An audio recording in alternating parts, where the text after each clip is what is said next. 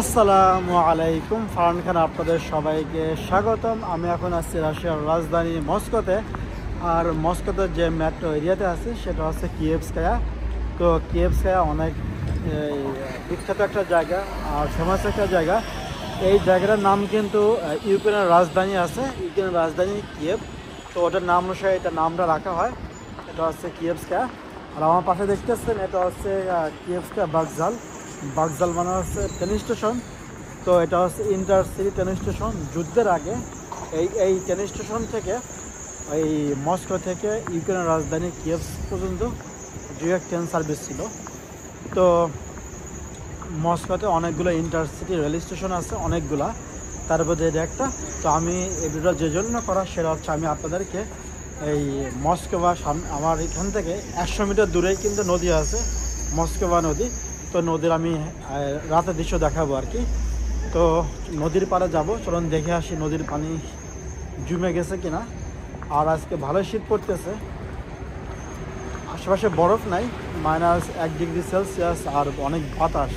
তো বাতাসের কারণে অনেক বেশি শীত লাগতেছে, যা আসলেও মানে খুবই কষ্টকর একটা ব্যবসা। তো বন্ধুরা, আমি কিন্তু অনেক দূরে এই এরিয়া দেখিয়েছি। তো আমার এই পাশে দেখতেছেন রেল টার্মিনাল, আর এই পাশে রেডিসন ব্লু 5 স্টার হোটেল। তো নিউ ইয়ার উপলক্ষে এবং ক্রিসমাস উপলক্ষে মস্কো শহরে কিন্তু অন্য রূপে কিন্তু মানে ডেকোরেট করা। তো আমার সামনে মস্কোবা নদী। তো আমি ভাবলাম যে নদীর যে রাতের সৌন্দর্য, নদীর দুই পারে কত সুন্দর বাদ দেওয়া, বা নদীর দুই পাশে রাতে কেমন দেখা যায় সে দেখানোর জন্য ভিডিওটা করা। আমার পাশে দেখতেছেন এটা হচ্ছে রেডিসন ব্লু 5 স্টার হোটেল।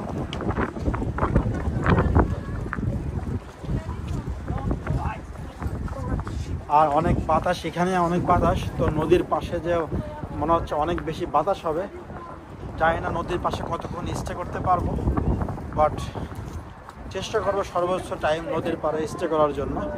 কারণ এই ঠান্ডাটা খুবই ভয়ঙ্কর একটা ঠান্ডা।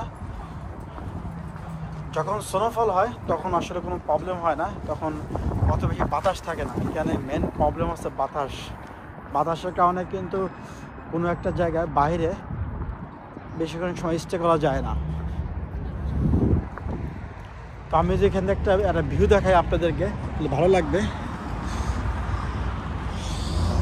তো এই বড় যে স্থাপনা দেখতেছেন এটা হচ্ছে ওই rail station, rail terminal, inter city বলেন, ইন্টার কান্ট্রি বলেন, এখান থেকে ট্রেন যায়। আর এই পাশে আছে রেডিসন ব্লু 5 স্টার হোটেল। আর ওই পাশে যে বড় স্থাপনা দেখতেছেন ওটা হচ্ছে ইব্রুভস্কি। ওটা হচ্ছে আমাদের বসুন্ধরা সিটির মতো এরকম এক্সপেন্সিভ একটা মার্কেট। আর এই পাশে অনেক পানির ফোয়ারা আছে, এখানে বাংলাদেশের পতাকাও আছে, ওখানে অনেকগুলো পতাকা দাঁড়িয়ে আছে। তো রাস্তাটা পার হয়, এখানে কোনো সিগন্যাল নাই। আর এখানে একটা ওভারব্রিজ আছে, এই ওভারব্রিজটা অনেক সুন্দর একটা ওভারব্রিজ। আর এখানে এই এরিয়াটা মস্কো সেন্টার হওয়াতে এই এরিয়ার নিরাপত্তা ব্যবস্থা অনেক বেশি। চলুন রাস্তাটা পার হব। যে মস্কো নদীর এই পাশে চলে এসেছি, আর নদীর ওই পারে বাংলাদেশের দূতাবাস আছে। এখান থেকে 700 মিটার দূরে দেখেন এই ওভারব্রিজটা কত সুন্দর একটা ওভারব্রিজ। দেখেন মস্কো মানে রাতের সৌন্দর্য, অমায়িক একটা সৌন্দর্য মস্কোতে। এখানে আমি রাস্তা পার হওয়ার জন্য আমি এই বাটনে টিপ দেবো। এই যে আমি টিপ দিলাম ইশদিত, মানে অপেক্ষা করার জন্য। তো একটু পরে কিন্তু দেখবেন সবুজ বাতি জ্বলে উঠবে, তখন রাস্তা পার হতে পারবো। এই যে দেখেন সবুজ বাতি জ্বলে উঠছে, ওই পাশে বাস এদিকে ঘুরতেছে, রাস্তায় তেমন যানবাহন নাই।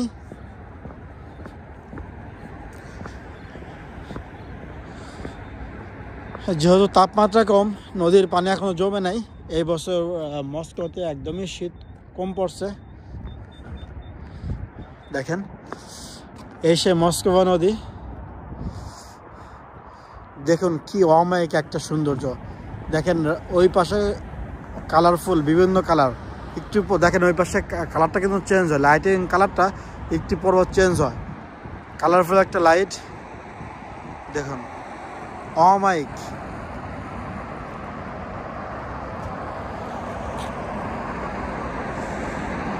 দেখুন, রাস্তা কোনো যানজট নাই।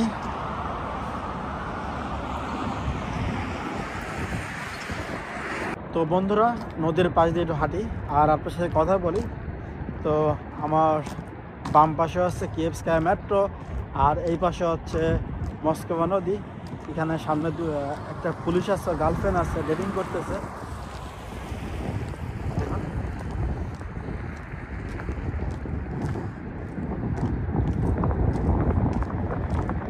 আমার কিছু দেখতে পারতেছেন বা ও পুলিশ আর পুলিশের গার্লফ্রেন্ড এখানে খুব রোমান্স করতেছে।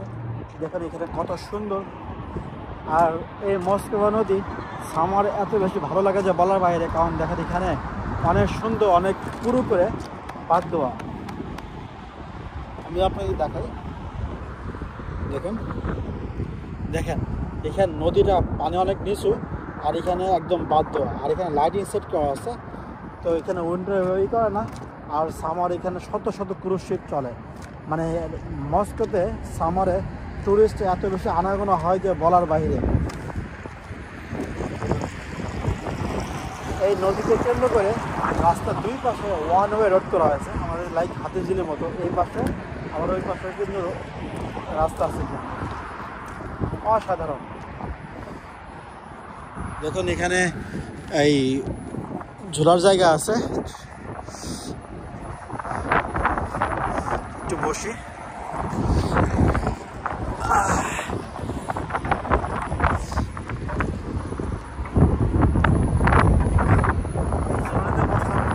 ভালো লাগে, ধাক্কা দেওয়ার মতো কেউ নাই,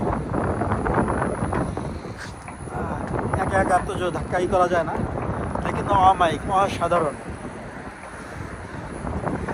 দেখেন এখন বাজে, বেশি বাজে না, এখন বাজে হচ্ছে 8:30 মতো সন্ধ্যা।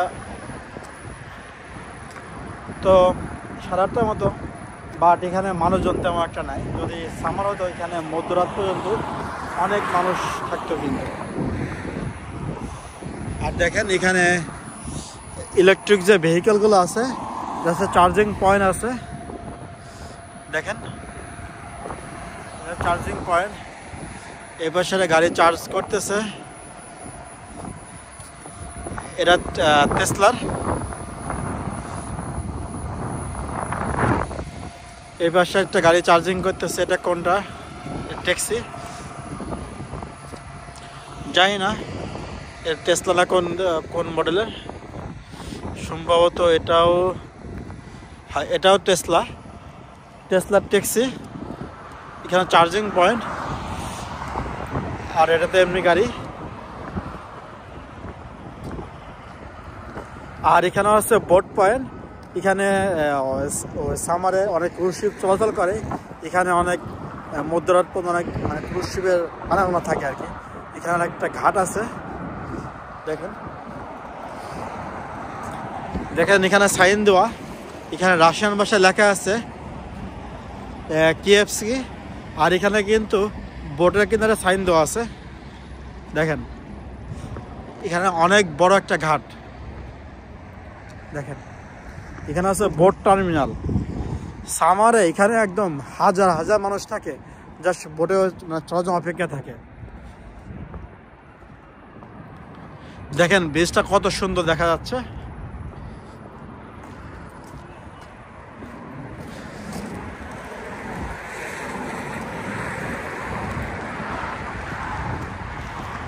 এত সুন্দর জায়গা, কিন্তু দেখেন কোনো মানুষজন নাই, একদম জায়গাটা কোনো মানুষজন নাই। আমি যত দূর পর্যন্ত হেঁটে যাব কোনো মানুষজন পাবো না, কারণ এই শীতের ভিতরে কারো মানে ঠেকা পড়ে নাই যে নদীর পাড় দিয়ে হাঁটবে। এমনি অনেক বাতাস, আমার নাক দিয়ে পানি পড়তেছে, আবার তারপর নদীর পাশ দিয়ে, অসম্ভব ব্যাপার।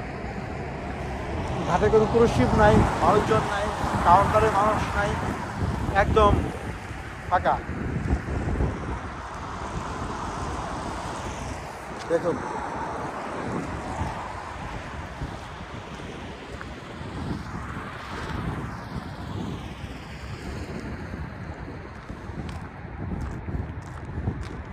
এই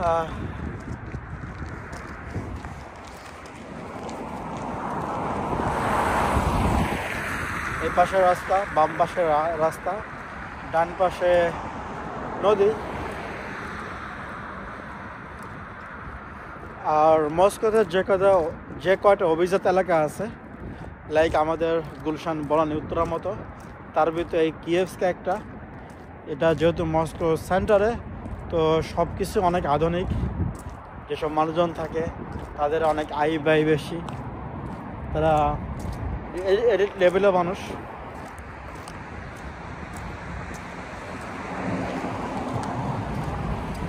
আর একটা ব্যাপার, রাশিয়াতে যাতে উইন্টার যাতে ক্রুজ শিপ চলতে পারে, তো উইন্টারেও কিন্তু নদীতে মানে চলে আর কি, যেগুলো ছাদে মানে একদম ইন্টারনাল, মানে ভিতরে বসে থাকা যায়, কিন্তু ছাদে ওঠা যায় না, কারণ এই নদীর ভিতরে ছাদে কে উঠবে ক্রুজ শিপের।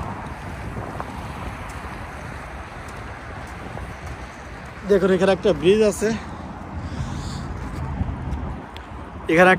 আছে, আর এই যে ক্রুজ শিপটা দেখতেছেন, এটা হচ্ছে সম্ভবত ব্যাটারি চালিত একটা এইটা। আর ওই পাশে দেখেন প্রতিটা বিল্ডিং একদম কালারফুল লাইট জ্বলে আছে।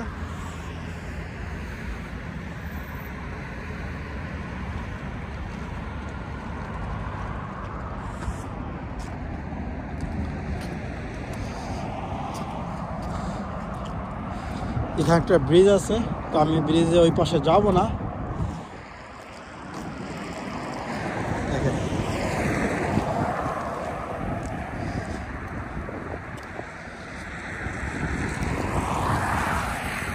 অনেক সুন্দর করে রাস্তাঘাট বেঁধে রাখা, খুবই সুন্দর লাগে।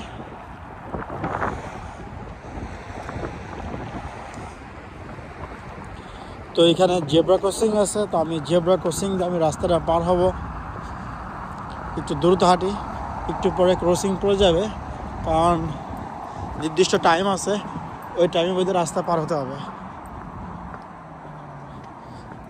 অলরেডি সবুজ বাতি জ্বলে, আমি দৌড়ে রাস্তা পার হই, কারণ রাস্তাটা খুবই ওয়াইড।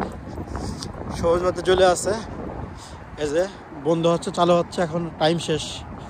ইয়েস, টাইম শেষ। আমি রাস্তা পার হলাম আর টাইম শেষ হয়ে গেছে। তো এখানে আবার একটা কোচিং আছে, লাল বাতি জ্বলে আসছে, না রাস্তা পার হতে পারবো না।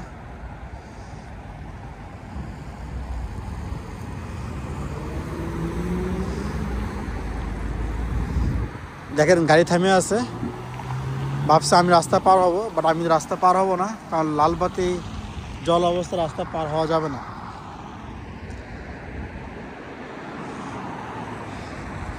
কিন্তু এখানে সবুজ বাতি দেখাচ্ছে যে রাস্তা পার হওয়ার জন্য বলতেছে আর কি, তো আমি রাস্তা পার হয়ে যাব।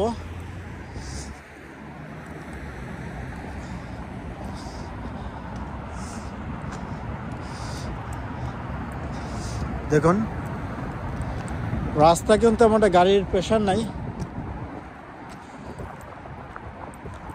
দেখেন এখানে কিছু গাছপালা আছে, আবার অনেক লাইট ফিট করে রাখা।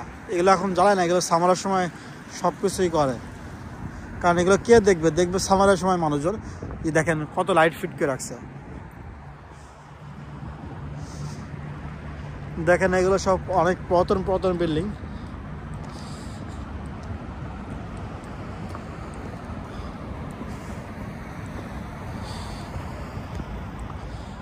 দেখুন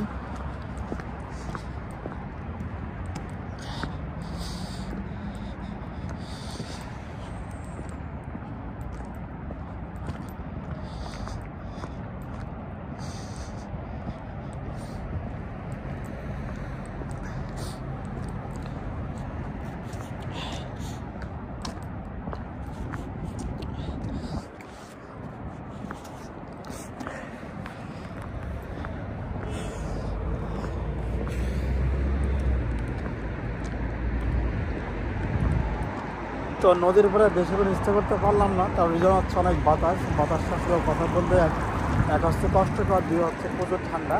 তো এই বাতাসটা যখন ডিরেক্ট নাকে এসে পড়ে তখন হচ্ছে বিভিন্ন প্রবলেম দেখা দেয়।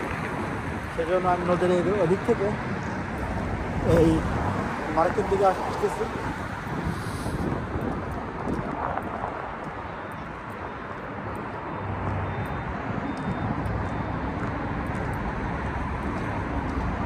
তো এখানে শেষ করতেছি। তো বন্ধুরা, আশা করি মস্কোভা নদীর রাতের ভিউ অল্প দেখতে পেরেছেন, বেশি দেখাতে পারিনি কারণ অনেক বেশি বাতাস ছিল, বাতাসের কারণে জিনিসটা সম্ভব হয় না। তো ভালো থাকবেন, এখানে শেষ করতেছি। আল্লাহ হাফেজ।